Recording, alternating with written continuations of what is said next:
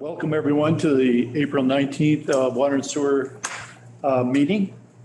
Peter, if you'd like to make a motion to accept the March 1st minutes. I move that we accept the March 1st meeting minutes. Okay, so moved. The first thing on the agenda is the appreciation letter, and I think it's nice to just publicly state these because we don't get many of them. This is from Nancy Barakis, I believe. Michael, and there was a breakup in Interlake, and we talked about that last meeting, and she sent a nice letter. Did you get that, Peter? Yes. And I just wanted to let people know that it's appreciated and the good work that's being done in the Water and Sewer Commission. And sometimes we get acknowledged of it, and it's appreciated, and we appreciate it. Thanks, Mike. Yeah, much appreciated. Yes.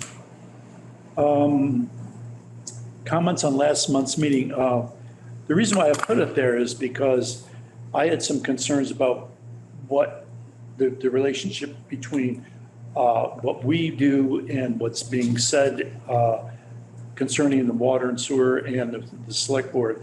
And I think everything really came out in the open last month. And I thought it was an excellent meeting. And I think that if we can have more of those every now and then, that would be great. But I think you all agree that I thought it was a very, very good meeting. So we'll leave it at that. Patrick Sheehan's presentation, I know Peter was at that presentation also, and it was interesting to hear his proposal again. And I think the reason why I put this here is that when things get closer to what Patrick really wants to do, I think they should meet with our board and we'll really discuss flows and everything else that we need to do concerning that DeSisto property and development. So that's why I put that there. Mike, update on the water line replacement and Tuckerman Bridge, and probably there's not too much. Yeah, there's nothing really. I mean, I think basically it's going to be an article on town meeting floor, I think, to move forward on getting funds together to do a design. And we already have a price for the engineering. We're prepared to begin the Chapter 85 bridge engineering study and then approval process. But of course, we can't contract until we have funds available. So those will be decided at the meeting, the annual town meeting. Okay, the Tuckerman Bridge replacement. Yep. Okay. The beginning process of the pump station, that's essentially on hold now also, right, Tony? Yes, Mike and I were talking about that earlier today. We thought we would wait until, I guess, if we see any change in the way things are, where the economy's headed and the availability of supplies, and wait for a little bit better time to maybe late summer, early fall to rebid it. Okay. Unless things happen quicker than that. There is going to be a proposal forthcoming from DPC Engineering, kind of a reduced proposal for us to review and look at to see if we want to go a different direction. But at this time, we were kind of waiting and seeing, and I kind of want to keep with the steadfast plan that we have and maybe rebid it and see what happens. And hopefully we get some competitive bidders the second time before we have to, maybe shrink it. That's where we're at currently. Okay. Backflow ordinance, Mike? Yeah, I don't have the newer agenda, but yeah, so That's the only extra thing. we got I did get word back from town council that doing the ordinance, we do not have to do a town meeting thing. It's a rule and regulation that we can adopt into our rules and regs. So I have the sample, it's actually the actual wording from Northampton, where David works. Is that Northampton or East Hampton? Anyway. Yes, it's They have- something that it seems to be a DEP thing that they're really starting to, everybody's kind of, because I've talked to some other towns and they're pushing them to put stuff in as well. So anyway, I think for next meeting, if we put it on the agenda, in the meantime, I can email that. It's pretty simple wording. It's just stating, people, it's a residential backflow. So people that have residences, not so much the businesses that have irrigation systems, boilers with glycol in them. We have a lot of devices, probably 30 to 40, maybe more, that are in people's residences that we have to do twice a year. So it's just an ordinance that states that people have to have them put in. We need to get in and test them. So Now, pretty standard. when people put that system in like a forced hot water, do the installers let you know that they're putting that in? Most of the ones I found have been putting water meters in the past. We've never been notified it was even there. I bet. 35 of the devices are at Pine Woods. So actually there's a lot more. There's probably more like 60 residential devices. So Pine Woods, I mean, it's kind of, I schedule it with the maintenance person and we go around, Marky and I go around twice a year and do them. So, most of them, like in the houses that we've stumbled on it.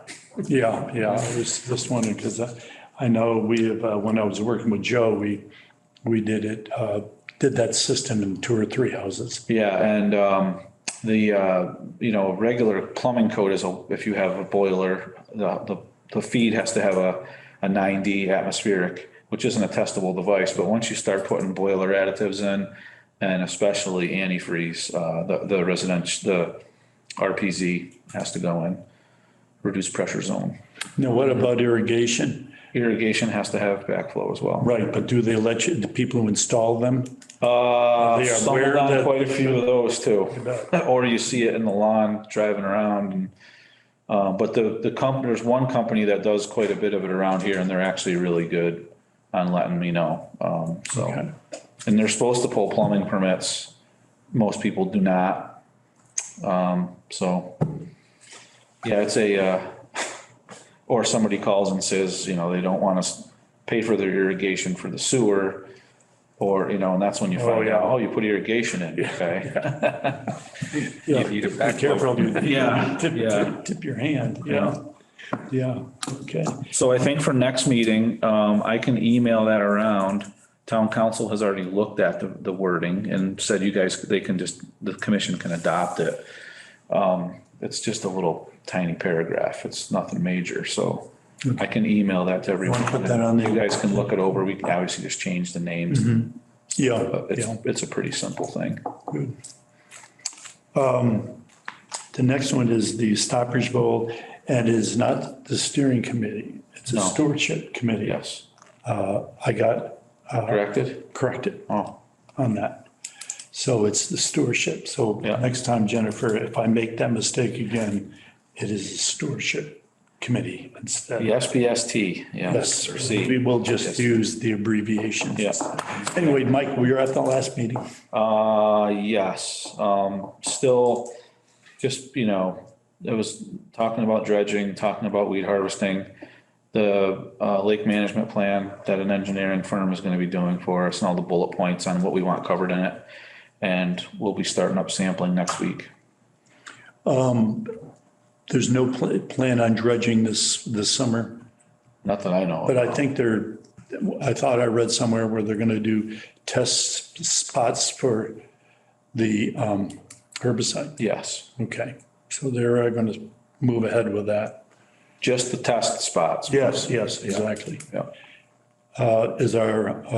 How's the harvesters? I think it's still being worked on down at Mike might know more about that, but One that flips, still being repaired. It's gonna be tight whether that one will be the one going out, but he was also prepared to put the big one out if needed. Okay, We prefer not to, but yeah. Okay. Tony or Mike, any concerns? Not concerns, just some things that we've been doing. We've got our jetter out 2 weeks ago and did all the downtown area for, just regular spring maintenance on the sewer collection system. And as you would expect, the flows at the plant are considerably high with all this rain we've been having due to our I&I problem that we all know about, which we need to keep moving forward on to make progress to get to the point so we can repair it. But we haven't gone to the next phase to sign contracts for that. Not yet. Okay. I want to talk about that now. Sure. Perfect timing. Yes. So we have the proposal from David Prickett to do phase 3, which the joint meeting between the water and sewer and the selectmen, it was decided to use ARPA funds. The week after we had that meeting, I attended an online seminar from the Inspector General's office going over procurement rules for ARPA, which are slightly different because they're under the federal, not under the state procurement laws. In regards to federal procurement laws, there are no exemptions to the bid process if it's over $10,000. Massachusetts has engineering exempt, so you can select engineers, you could have a standard engineer for the community. But if you're using federal funds, you have to go out to bid. So that made the question come up, because I know Tony would prefer to stay with Dave Prickett, who's done phase 1, phase 2, and to go to phase 3, if we're to use ARPA funds, we would have to go out to bid for the project. Or the other option is, instead of using the ARPA funds, would be to use water and sewer reserves to cover it, and then under mass procurement law, we could just continue with Dave Prickett. So, sort of a decision for the board. Sorry about that, because at the time I was not aware that that was the difference in procurement laws. So, yeah, and it's not too late to make it a special article. It's not too late. My first question, Mike, is the money you had earmarked for this, if we indeed decide to transfer some of our own money, sewer and water money, to pay for Dave Prickett, the money from the ARPA funds that we had earmarked for this project, what will happen to that? Could we use that money to implement some repairs? You could possibly use it to, anything that we would go out to bid on, we can use for any general purpose. So the selectmen declared the money surplus at a meeting, lost revenue, which means it could be used for any municipal purpose. But the difference is, because it's federal funds, state laws, you have to follow the federal laws.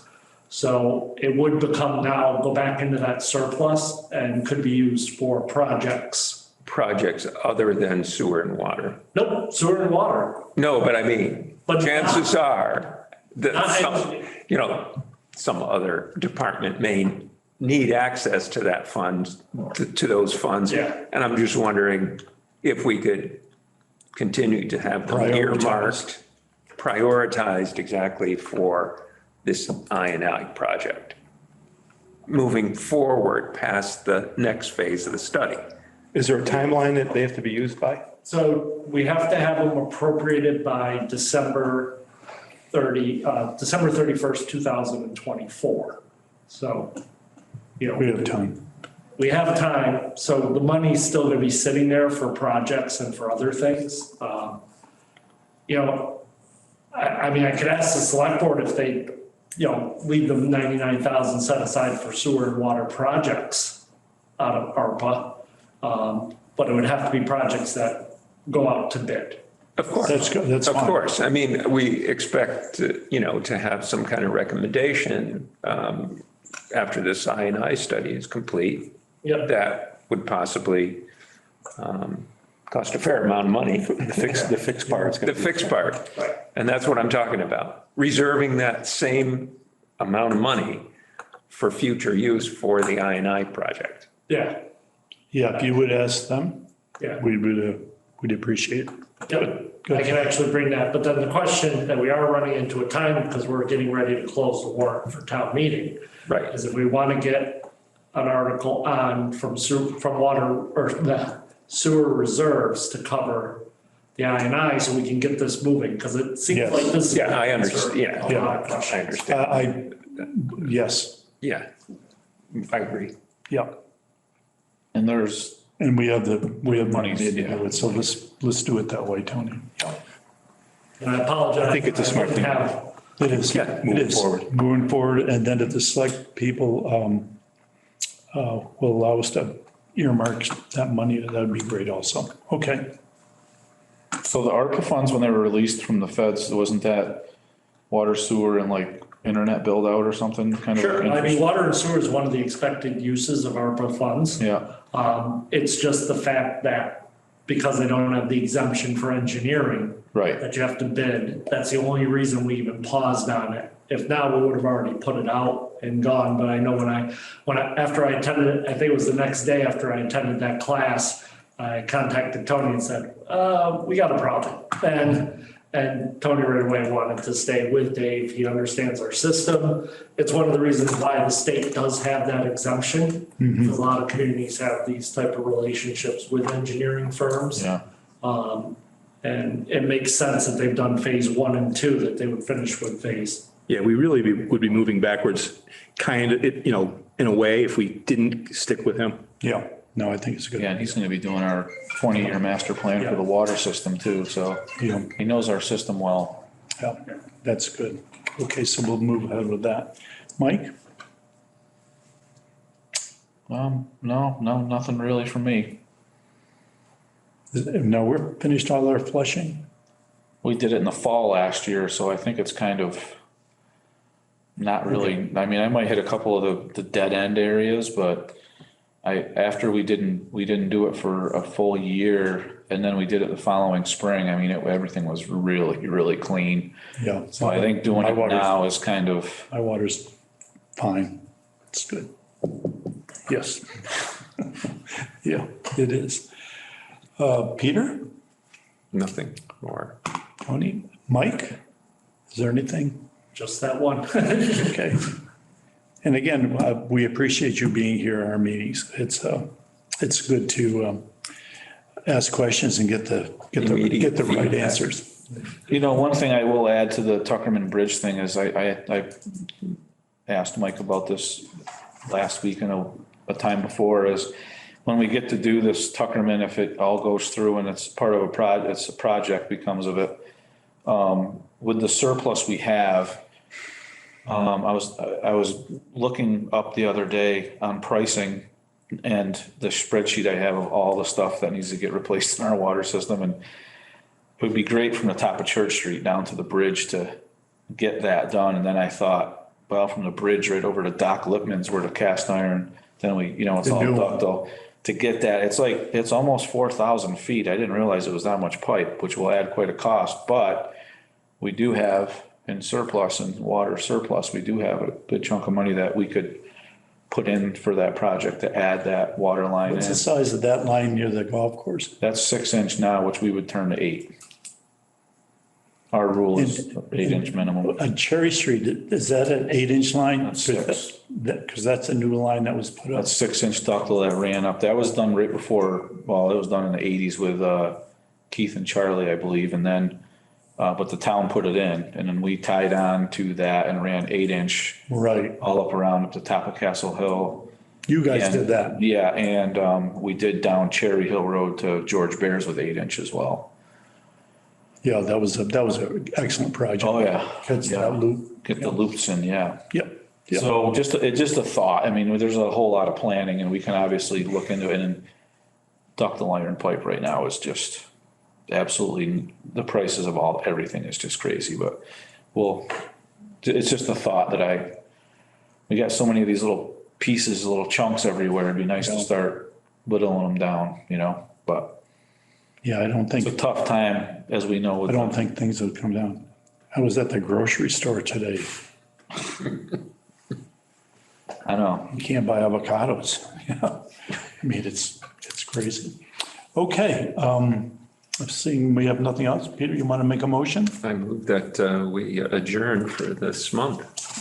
And I think next couple of weeks, we'll have another, I think we should have that meeting because that'll be prior to town meeting. And when's the town meeting? May 16th.